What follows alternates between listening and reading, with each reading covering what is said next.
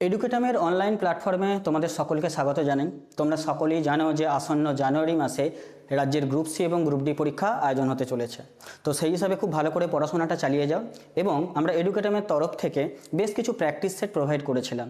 আজ সেই প্র্যাকটিস সেটের জিকের যে পোর্শন, জিকের যে উত্তরগুলো আমরা একটু দেখে নেব।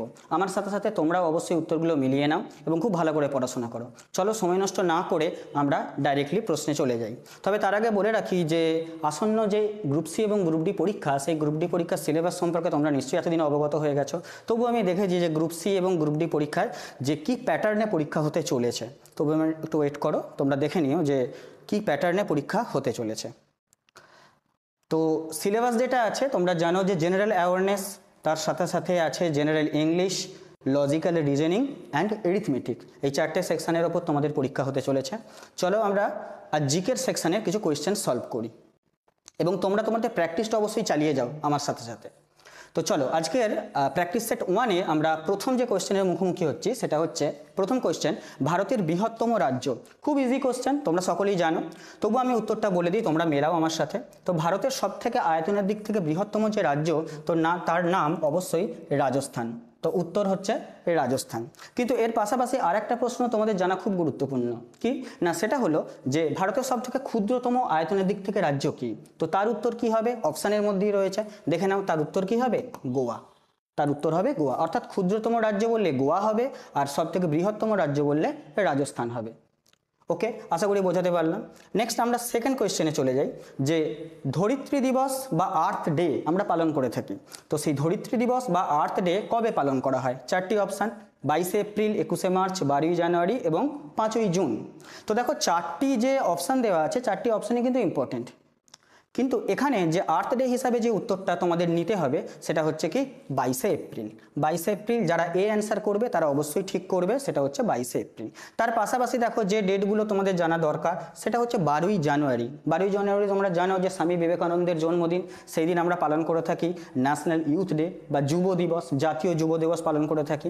5ই জুন বিশ্ব পরিবেশ দিবস পালন করে থাকি এবং 21শে মার্চ যেটা আমরা বনভূমি দিবস বা ফরেস্ট ডে হিসাবে পালন করে থাকি। তো এই বাকি অপশানগুলো তোমাদের একটু জানা প্রয়োজন, কারণ আপকামিং পরীক্ষায় কী আসবে আমরা তো জানি না। তো বাকি অপশানগুলোর দিকেও আমাদের একটু নজর রাখা দরকার। এবার চলে আসি 3 নম্বর কোয়েশ্চেনে। ভারতে বোরো ধান যে ঋতুতে চাষ করা হয় সেটা কোন সময়? গ্রীষ্মকাল, বর্ষাকাল, শীতকাল, শরৎকাল, কোন সময় চাষ করা হয়ে থাকে? তো তোমরা জানো যে 3 ধরনের ধান, আউশ, আমন এবং বোরো, 3 ধরনের ধান জেনারেলি ভারতবর্ষে হয়ে থাকে। তো বোরো ধান যখন এখানে প্রশ্নে আছে তো তোমাকে উত্তর করতে হবে কি শীতকাল। শীতকাল হবে সঠিক অ্যান্সার। তোমরা আমার সাথে অবশ্যই উত্তরগুলো মেলাও যে শীতকাল বোরো ধানের চাষ করা হয়। চলো যারা যারা 3টে কোশ্চেনই ঠিক করছো তাদেরকে অবশ্যই কনগ্র্যাচুলেশন। চলে আসো এবার 4 নম্বর কোশ্চেনে। তো 4 নম্বর কোশ্চেনে দেখো নীল গ্রহ, নীল গ্রহ নামে পরিচিত। এখন এই কোশ্চেনের অ্যান্সারটা তোমরা ছেলেবেলা থেকেই পড়ে আসছো। তো নীল গ্রহ হিসাবে কোন গ্রহটা পরিচিত? দেখো 4টে অপশান দেওয়া আছে, মঙ্গল, শনি, বুধ এবং পৃথিবী। তো তোমরা জানো উত্তর অবশ্যই অপশান ডি যারা করছো, অপশান ডি যারা করছো পৃথিবী, তো তাদের হচ্ছে উত্তরটা ঠিক হবে অপশান ডি। ঠিক আছে, এবার বাকি যে অপশানগুলো আছে সেই বাকি অপশানগুলো থেকে তোমরা বলো এই 4টি অপশানের মধ্যে কোন গ্রহের কোনো উপগ্রহ নেই, সেটা তোমরা কমেন্ট সেকশানে অবশ্যই জানাবে। ক্লিয়ার? চলো 5 নম্বর কোয়েশ্চেনে চলে আসি। ম্যালেরিয়ার চিকিৎসায় ব্যবহৃত কুইনাইন যে গাছের ছাল থেকে আমরা নিষ্কাশিত করে থাকি বা যে গাছের ছাল থেকে আমরা পেয়ে থাকি, তো সেটা এখানে কি অ্যান্সার হবে? তুলসী, নয়নতারা, সর্পগন্ধা এবং সিংকনা। 4টি অপশান তোমাদের দেওয়া আছে। তো কুইনাইন যে গাছের ছাল থেকে আমরা পাই তার উত্তর অবশ্যই তোমরা জানো, সেটা হলো সিংকনা। সিংকনা গাছের ছাল থেকে আমরা কুইনাইন পেয়ে থাকি। সর্পগন্ধা গাছের ছাল থেকে আমরা রেসারপিন পেয়ে থাকি। তো ম্যালেরিয়া চিকিৎসার জন্য কুইনাইন খুব ইম্পর্ট্যান্ট একটা মেডিসিন। তো সেক্ষেত্রে উত্তর কি হয়ে যাবে? উত্তর হয়ে যাবে অপশান এ। চলো আমরা নেক্সট কোয়েশ্চেনে আসবো, 6 নম্বর কোয়েশ্চেন, যেটা খুব ইম্পর্ট্যান্ট একটা কোয়েশ্চেন, যে বর্তমান শিক্ষা ব্যবস্থায় এনইপি অর্থাৎ 2020-তে ন্যাশনাল এডুকেশন পলিসি, এনইপির ফুল ফর্ম যদি পরীক্ষায় এসেও থাকে তো তোমরা এটা একটু জেনে রাখো যে ন্যাশনাল এডুকেশন পলিসি, যেটা 2020-তে ইন্ট্রোডিউস হয়। এবং ন্যাশনাল এডুকেশন পলিসি ইন্ট্রোডিউসের পিছনে যে কমিটির স্পেশালি এটা তৈরি করেছেন সেটা হচ্ছে, যার নেতৃত্বে হয়েছে সে হচ্ছে কে কস্তুরীরঙ্গন কমিটি। কে কস্তুরীরঙ্গন কমিটি। তো তো কে কস্তুরীরঙ্গন কমিটির সুপারিশে এই ন্যাশনাল এডুকেশন পলিসি তৈরি হয়েছে। চলো আমরা উত্তরটার দিকে দেখি। তো কোন কাঠামো বর্তমানে তিনি রেকমেন্ড করেছেন বা তার নেতৃত্বে যে কমিটি সেটা রেকমেন্ড করেছে? তো তোমাদের উত্তর এখানে যেটা হবে সেটা হলো 5+3+3+4, অর্থাৎ pre primary plus class 1 and 2 এটা হচ্ছে 5, তারপরে 3 থেকে 3, 4, 5 তিনটে ক্লাস মিলে 3 নম্বর, তারপরে 6, 7, 8, তারপর 9 to 12। এই পদ্ধতিতে এই কাঠামোতে ন্যাশনাল এডুকেশন পলিসি তৈরি হয়েছে এবং এটা খুব পরীক্ষার জন্য, আপকামিং পরীক্ষার জন্য, গ্রুপ সি গ্রুপ ডির জন্য কিন্তু ইম্পর্টেন্ট বলে আমার মনে হয়। তো তোমরা অবশ্যই কোশ্চেনটা একটু ভালো করে দেখে নিও। আচ্ছা, নেক্সট 4 নম্বর, আমরা 7 নম্বর কোয়েশ্চেনে আসি। ভারতীয় সংবিধানের কোন ধারায় প্রাথমিক স্তরে যে শিক্ষা ব্যবস্থা সেখানে মাতৃভাষা, মাদার মানে টাং যেটা, সেটা খুব আবশ্যক হিসাবে বিবেচিত হয়েছে এবং কত নম্বর আর্টিকেলে সেটা বলা আছে? এখানে অপশানগুলো একটু দেখে নাও। 350, 352, 355 এবং 360। তোমরা যারা সংবিধান সম্পর্কে একটু পরিচিত আছো তো সেখানে অবশ্যই তোমরা পড়ে থাকবে যে আর্টিকেল, যে বিভিন্ন ইম্পর্টেন্ট আর্টিকেল নাম্বার। তো সেখানে কোথায় বলা হয়েছে মাতৃভাষা আবশ্যক শিক্ষার ক্ষেত্রে, বিশেষত প্রাথমিক স্তরে? তো সেখানে বলা হয়েছে আর্টিকেল নাম্বার 350-এ। তো যারা 350 অর্থাৎ এ অপশানটি করেছো তার একদম ঠিক করেছো। এর পাশাপাশি 352, এই যে 352 আর্টিকেলটা, এটা কিন্তু খুব ইম্পর্টেন্ট। তোমরা জানো যে 352 আর্টিকেল হচ্ছে ন্যাশনাল এমার্জেন্সি। এখানে আছে ন্যাশনাল এমার্জেন্সির কথা, ন্যাশনাল এমার্জেন্সির কথা বলা হয়েছে 352 নম্বর আর্টিকেলে। তো এখানে তোমার উত্তর যেটা হবে সেটা হচ্ছে 350, মাতৃভাষা আবশ্যক প্রাথমিক স্তরের ক্ষেত্রে। আশা করি বোঝাতে পারলাম। চলো আমরা 8 নম্বর কোয়েশ্চেনে চলে আসি। ভারতনাট্যম একটা খুবই পরিচিত শাস্ত্রীয় সঙ্গীত। তোমাকে বলতে হবে যে এই 4টি অপশানের মধ্যে কোথাকারের স্পেশাল যে এই শাস্ত্রীয় নৃত্যটি। তো তোমরা অবশ্যই অপশানে উত্তর দেবে, তবু আমি এখানে, তোমরা অবশ্যই কমেন্ট সেকশানে উত্তর দিও। তবে আমি এখানে বলে দিই তোমাদের যে শাস্ত্রীয় নৃত্য হিসাবে ভারতনাট্যম কিন্তু তামিলনাড়ুর হচ্ছে ভারতনাট্যম। খুবই পরিচিত একটা কোয়েশ্চেন, বহুবার পরীক্ষায় এসেছে। তো সেক্ষেত্রে উত্তর হয়ে যাবে তামিলনাড়ু। ঠিক আছে। এর পাশাপাশি কেরালায় একটা স্পেশাল শাস্ত্রীয় নৃত্য আছে, তোমরা জানো, সেটা হচ্ছে মোহিনীআট্টম কেরালার বিখ্যাত নৃত্য, সেটাও জানো। আচ্ছা চলো আমরা চলে যাই তারপরে কোয়েশ্চেনে। 9 নম্বর কোয়েশ্চেন আসি। 9 নম্বর কোয়েশ্চেনে তোমরা উত্তরগুলো পাশাপাশি মেলাতে থাকো আমার সাথে সাথে। দেখো 9 নম্বর কোয়েশ্চেনে দেওয়া আছে যে লতা মঙ্গেশকর কিসের সাথে যুক্ত? তোমরা জানো তো লতা মঙ্গেশকর কিসের সাথে যুক্ত? নৃত্য, চিত্রকলা, সঙ্গীত এবং নাটক। লেজেন্ডারি নেম অবশ্যই তোমরা সকলেই জানো। তো উত্তর হয়ে যাবে কিন্তু সঙ্গীতের সঙ্গে লতা মঙ্গেশকরের নাম জড়িত আছে। তবে এর পাশাপাশি আরেকটা কোয়েশ্চেন আসতে পারে যে লতা মঙ্গেশকর বিখ্যাত গায়িকা, তিনি কত সালে ভারতরত্ন পুরস্কারটি পেয়েছিলেন? তো সেক্ষেত্রে উত্তর হয়ে যাবে 2001 সালে। 2001 সালে তিনি ভারতরত্ন পুরস্কার পেয়েছিলেন, যেটা ভারতের সবথেকে সিভিলিয়ান হাইয়েস্ট অনার। তো সেটা তিনি পেয়েছিলেন ভারতরত্ন 2001 সালে। ক্লিয়ার? আশা করি ক্লিয়ার হয়ে গেছে। নেক্সট আমরা 10 নম্বর কোয়েশ্চেনে আসি। সবচেয়ে পুরানো রাজবংশের নাম, এটা ইতিহাসের একটা কোয়েশ্চেন এবং ইতিহাসের এই কোয়েশ্চেনে 4টি অপশান দেখো, মৌর্য, হর্ষঙ্ক, নন্দ এবং গুপ্ত। এই 4টি বংশ, এই 4টি বংশের মধ্যে সবথেকে পুরানো রাজবংশ। তো ইতিহাসের যেহেতু প্রশ্ন, তো এটার উত্তর তোমরা অনেকেই জেনে থাকবে, তবু আমি বলে দিই, উত্তরটা হবে কিন্তু হর্ষঙ্ক বংশ। হর্ষঙ্ক বংশ এই 4টি অপশান যে দেওয়া আছে তার মধ্যে সবথেকে পুরানো রাজবংশ। তারপরে এসেছে শিশুনাগ, তারপরে নন্দবংশ, মৌর্য বংশ, কালক্রমে সব এসেছে, গুপ্ত বংশ পরবর্তীকালে এসেছে। তো এখানে উত্তর হর্ষঙ্ক বংশ। 11 নম্বর কোয়েশ্চেনটা ইকোনমিক্সের কোয়েশ্চেন। ভারতের জন্য 2025-26 অর্থবর্ষ S&P একটা গ্লোবাল রেটিং এজেন্সি কতটা জিডিপি বৃদ্ধি তারা দেখাচ্ছে 25-26 অর্থবর্ষে? তো এখানে 4টে অপশান দেওয়া আছে।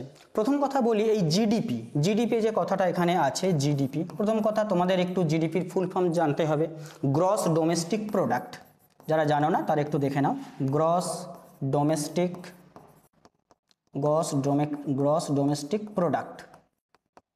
ডোমেস্টিক প্রোডাক্ট জিডিপির ফুল ফর্ম। আচ্ছা, তারপর আমরা কোয়েশ্চেনের উত্তরে আসি। আচ্ছা, আর একটা কোয়েশ্চেন বলি এর সাথে, যে 25-26 যে অর্থবর্ষ, এই অর্থবর্ষ শুরু হয় কবে? না এপ্রিল 1 এখান থেকে শুরু হয়। নেক্সট ইয়ারের কবে? না 31 মার্চ। অর্থাৎ এপ্রিলের 1 তারিখ থেকে নেক্সট বছর 31 মার্চ পর্যন্ত একটা করে অর্থবর্ষ চলতে থাকে। তো 25-26 অর্থবর্ষে এই প্রশ্নের উত্তর কি হবে? এই প্রশ্নের উত্তর যেটা হবে সেটা হচ্ছে 6.5। একটা ক্রেডিট রেটিং এজেন্সি, সেটা হচ্ছে S&P, যেটা গ্লোবাল ক্রেডিট, যারা এইগুলো মেজারমেন্ট করে, তো তারা বলছে যে 25-26-এ 6.5% আমাদের জিডিপি বৃদ্ধি দেখাচ্ছে তারা তাদের প্রেডিকশনে। ওকে, আশা করি তাহলে উত্তর কি হবে? 6.5%। চলো আমরা নেক্সট কোয়েশ্চেনে আসি। The reserve bank of India, এটাও একটা ইকোনমিক্সের কোয়েশ্চেন। তার প্রতিবেদনে বলা হয়েছে যে বর্তমানে মনিটারি এবং ফিসকাল নীতিমালা বিনিয়োগ ও বৃদ্ধিকে কিভাবে সাহায্য করবে, আরবিআই এই বিষয়টাকে কিভাবে সাহায্য করবে।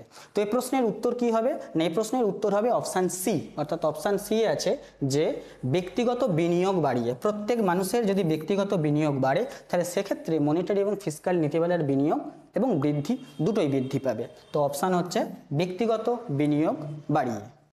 আচ্ছা, নেক্সট আমরা 13 কোয়েশ্চেনে আসি। ভারতের জাতীয় খেলা কোনটি? ভারতের জাতীয় খেলা কোনটি? এখন এখানে তোমাদের যে উত্তরটা করতে হবে, 4টি অপশানে যেহেতু দেওয়া আছে, তো তোমাকে এখানে অপশান অনুযায়ী উত্তর করতে হলে তোমাকে করতে হবে হকি।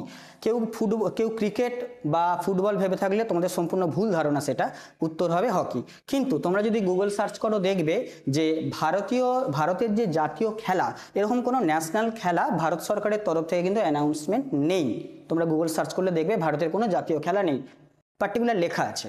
কিন্তু এখানে অপশান অনুযায়ী তোমাকে, যেহেতু হকি খেলাটা দীর্ঘদিন ধরে ভারত তার পদক জিতে এসেছে, মানে অলিম্পিকে তোমরা জানো অনেকবার সোনা জিতেছে, সেক্ষেত্রে ওটা ধরে নেওয়া হয় বা পরীক্ষার ক্ষেত্রে উত্তর আসলে তোমরা হকিটাই দাগ দেবে, হকিটাই আসবে বা হকিটাই দাগ দেবে। কারণ হকিতে ভারতের সাফল্য, বিশেষ করে অলিম্পিকে সাফল্য কিন্তু অনেক বেশি, সেই জন্য জাতীয় খেলা এখানে হকি। কিন্তু অ্যাকচুয়ালি ভারতের কোনো ন্যাশনাল স্পোর্টস নেই। চলো আমরা চলে আসছি 14 নম্বর কোয়েশ্চেনে। 14 নম্বর কোয়েশ্চেন, যারা ক্রিকেট ভক্ত তারা অবশ্যই জানো খেলাটা, যে 2023 সালে ক্রিকেট বিশ্বকাপ কোথায় অনুষ্ঠিত হয়েছিল?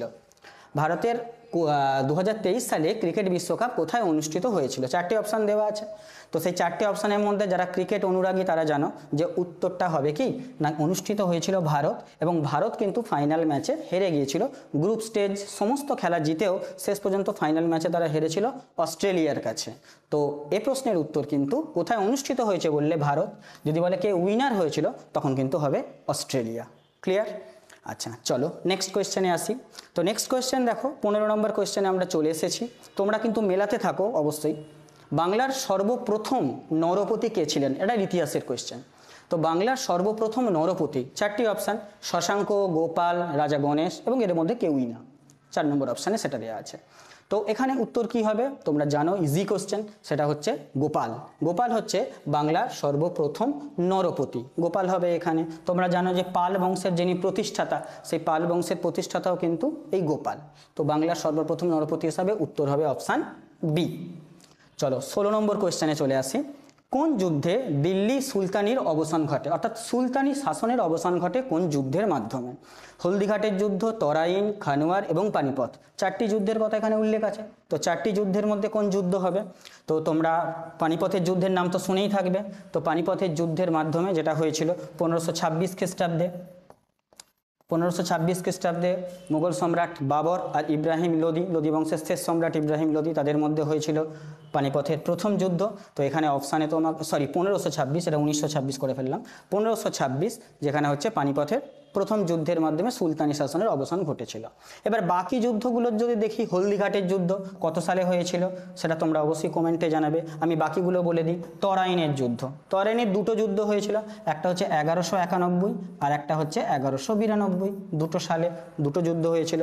খানোয়ার যুদ্ধ যেটা 1527 খ্রিস্টাব্দে হয়েছিল। তোমরা উত্তর দেবে যে হলদিঘাটের যুদ্ধ কাদের মধ্যে হয়েছিল এবং কবে হয়েছিল, এটা তোমাদের টাস্ক, কমেন্ট সেকশানে তোমরা জানাবে। আচ্ছা, চলো আমরা নেক্সট প্রশ্নে চলে আসি। 17 নম্বর কোয়েশ্চেন, রাজা রামমোহন রায় এদের মধ্যে কোন ভাষাটি জানতেন না? ফরাসি, সংস্কৃত, ল্যাটিন এবং জার্মান। তোমরা জানো রাজা রামমোহন রায় একজন সমাজ সংস্কারক ছিলেন এবং হুগলি জেলার খানাকুলে ওনার বাড়ি। আর রাজা রামমোহন রায় এদের মধ্যে কোন ভাষা জানতেন না, এই প্রশ্নের উত্তর কি হবে? এটা তোমরা একটু গেস করো, তারপর আমি বলে দিচ্ছি উত্তরটা। দেখো, ফরাসি, সংস্কৃত এবং ল্যাটিন এই 3টে ভাষাই তিনি খুব ভালোভাবে জানতেন। এখানে অপশান উত্তর হিসাবে হবে কিন্তু জার্মান হবে এখানে, বা জার্মানি ভাষা যেটা হচ্ছে রামমোহন রায় ভাষাই জানতেন না।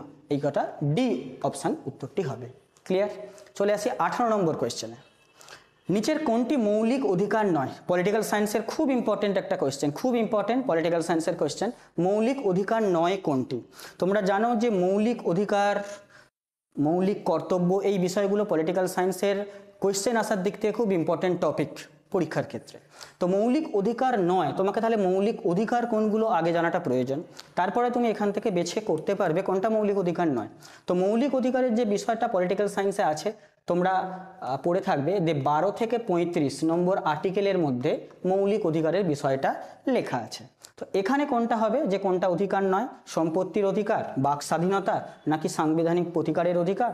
এর মধ্যে কোনোটাই নয়। তো সম্পত্তির অধিকার এটা উত্তর হবে, কারণ এটা মৌলিক অধিকারের মধ্যে পড়ে না। বাকি যে অপশানগুলো আছে, বাক স্বাধীনতার অধিকার, যেখানে আর্টিকেল নাম্বার তোমরা পাবে আর্টিকেল নাম্বার 19 পেয়ে যাবে। আচ্ছা, সংবিধান প্রতিকারের অধিকার, এটাও রয়েছে মৌলিক অধিকারের মধ্যে। তো এখানে সম্পত্তির অধিকারটা কিন্তু হয়ে যাবে লিগ্যাল রাইটের মধ্যে, লিগ্যাল রাইট বা আইনি অধিকারের মধ্যে, তো সেটা মৌলিক অধিকারের মধ্যে পড়ছে না। ওকে, তো অপশান উত্তর হবে অপশান এ। আচ্ছা, চলো আমরা চলে আসি 19 নম্বর কোয়েশ্চেন। আজকের 19 নম্বর কোয়েশ্চেন, হ্যাঁ এরকম টাইপের একটা কোয়েশ্চেন তোমাদের আসে, বিভিন্ন পরীক্ষাতে এসে থাকে যে আবিষ্কারক কে, বিভিন্ন জিনিসের আবিষ্কারক কে, সেই বিষয়ে একটা কোয়েশ্চেন দেখো এখানে দেওয়া আছে। তো দেখো জেট ইঞ্জিনকে আবিষ্কার করেন, তো জেট ইঞ্জিনকে আবিষ্কার করেন, এটা 4টি অপশান দেওয়া আছে। এগুলো তোমাদের পরিষ্কার কথায় মুখস্থ রাখতে হবে, না হলে এই কোয়েশ্চেনের করা সম্ভব নয়। তো এখানে জেট ইঞ্জিনের আবিষ্কার 4 জনের নাম দেওয়া আছে। তো তোমরা যে উত্তরটা করবে সেইটা হচ্ছে সি এর অপশানটা আছে, হ্যান্স ভন ওয়াহিন, ইনি হচ্ছেন জেট ইঞ্জিনের আবিষ্কারক। চলো আজকে লাস্ট কোয়েশ্চেন, সব থেকে শক্তিশালী কম্পিউটার হলো, 4টি option, super computer, micro computer, mini computer, নাকি কোনোটাই নয়, 4টি অপশান।